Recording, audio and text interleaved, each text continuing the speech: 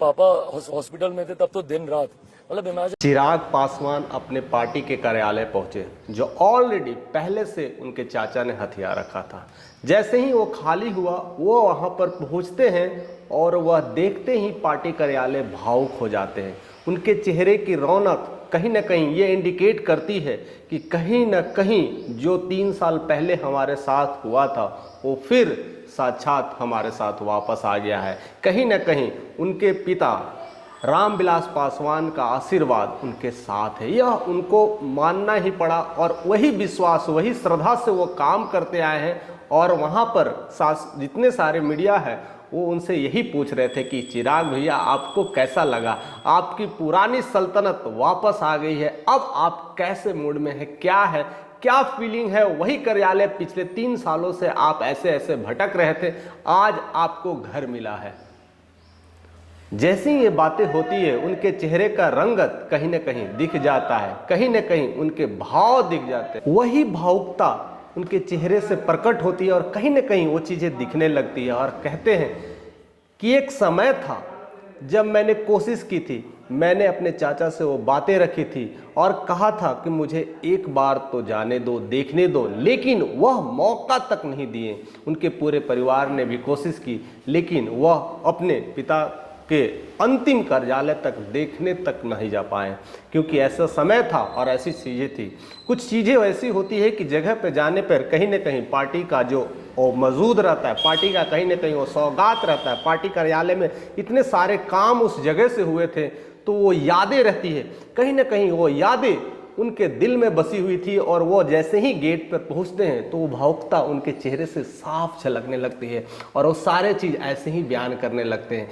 लेकिन एक सुंदर लाइन भी कहते हैं जो काफ़ी दिल को छू जाता है, वह मैं बताने वाला हूं कि ये क्या लाइनें हैं। और अक्सर हमेशा यही चीज़ें होनी चाहिए। पारिवारिक लड़ाई झगड़ों में आपस में बैर रख करके भी कुछ नहीं मिलता। उन्होंने कहा कि मुझे अपने चाचा से कोई बैर नहीं है।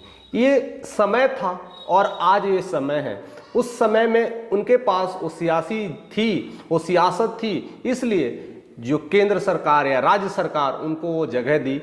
हमारे पास वो नहीं थी, हमारे पास एक भी विधायक नहीं थे, हमारे पास एक भी सांसद नहीं थे, इसलिए हमें वो चीज़ें नहीं मिली।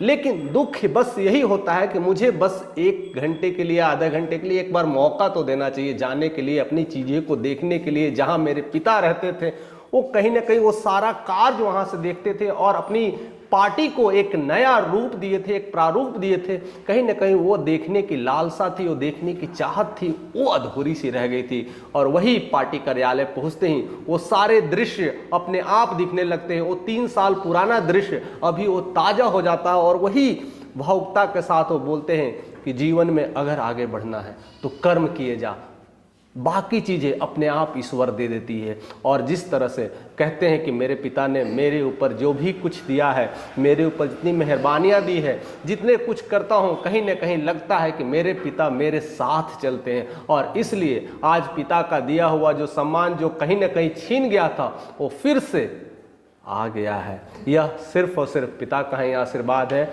और अपने कर्मों का ही फल है। इसलिए हम हमेशा यही कहते हैं कि कर्म कर्म कर्म, कर्म से बड़ा कोई भी कार्य नहीं है। जिस दिन कर्म करते रहे जाए तो चीज़ें अपने आप मिलती है। और यही बातें हम भगवत गीता के माध्यम से भी जानते हैं, यही चीज़ें बाकी धर्म ग्रंथों के माध्यम से भी जानते हैं। कृष्ण हमेशा अर्जुन को यही समझाते थे, कर्म किए जा, फल की चिंता ना कर, अपने आप चीज़ें लौट करके सब आती है। वो पुराना सल्तनत सब कुछ जो छीन गया है वो देखो कैसे इतनी जल्दी लौट के आती है। ये तो किसी ने कोई उम्मीद भी नहीं किया था, लेकिन ये सारी चीज़ें केवल 3 साल में ही देखा गया। और पिछले 3 सालों से वो बता रहे थे कि मैंने बिना ऑफिस को, बिना कार्यालय को रख कर अपने घर से ही काम शुरू किया और सारी चीज़ें ऑपरेट भी कर रहा हूँ। मैंने कई बार बिहार सरकार से ये दरख्वास्त की थी कि मुझे एक पार्टी ऑफिस दे दिया जाए जिससे मैं कार्य कर सकूँ, अपनी पार्टी को और बृहद कर सकूँ और बढ़ा सकूँ। लेकिन क्या कर सकते हैं, सरकार की भी अपनी मजबूरी होती है, अपनी एक ज़रूरतें होती है और हम भी कुछ नहीं कर पा रहे थे कि हमारे पार्टी में ना कोई विधायक बचे थे और ना कोई सांसद बचे थे। तो क्या करती सरकार, तो तो इसलिए हम केवल निवेदन ही कर पाए थे, लेकिन जैसी ही चीज़ें बली, परिस्थितियाँ चेंज हुई और हमारे साथ सांसद जुड़े हैं और हमने जिस तरह से विक्ट्री ली वो सारी चीज़ें अब मिलने लगी है।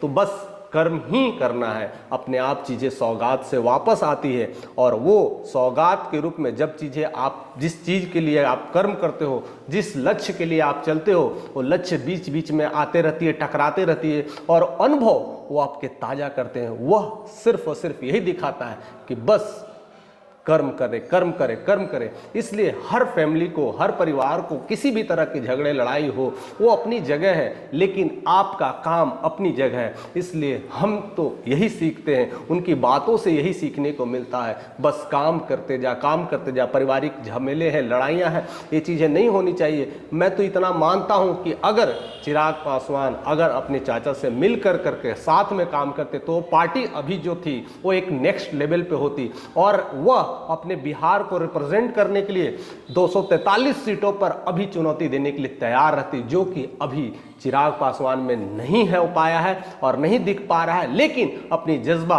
और अपने दम के बदौलत वो कर पाएंगे, ये भी कोई मुश्किल काम नहीं है। लेकिन जैसे जैसे इलेक्शंस का समय आ रहा है वो सब कुछ हम आपके साथ शेयर करते रहेंगे कि कैसे कैसे चेंज आया है, कितनी पार्टियां कटाच कर रही है, क्या वह अपने दम पर पूरे 243 सीट ला पाएंगे या फिर जिस तरह से एनडीए का गठबंधन है वो मिलकर के सारे कार्य करते रहेंगे, या कुछ उसमें भी चुनौतियां आएगी, या उनके मन में जो लालसा है, आगे के प्रति जो चाहत है, भविष्य के प्रति जो निधि है और बिहार को चेंज करने की जो क्षमता है, उस क्षमता पर कितने काबिल होंगे। आपका कमेंट का हमें इंतजार रहेगा। आप क्या सोचते हैं उनके बारे में, यह किस तरह का जंग है, या किस तरह की लड़ाइयाँ हैं, क्या पारिवारिक लड़ाइयों से ऊपर नहीं उठना चाहिए, क्या बिहार का विकास के लिए हमें इसी तरह का चीज़ें को देखना चाहिए। बस ये चीज़ें सिर्फ मोटिवेशन होती है, ये चीज़ें सिर्फ इंस्पायरिंग होती है कि हाँ हमारे फैमिली में भी ऐसी चीज़ें आती है, हमारे परिवार में भी ऐसी घटनाएं घटती है, उसमें लड़ाई न करके अपने कर्म पर ध्यान रखें, चीज़ें बदल जाएगी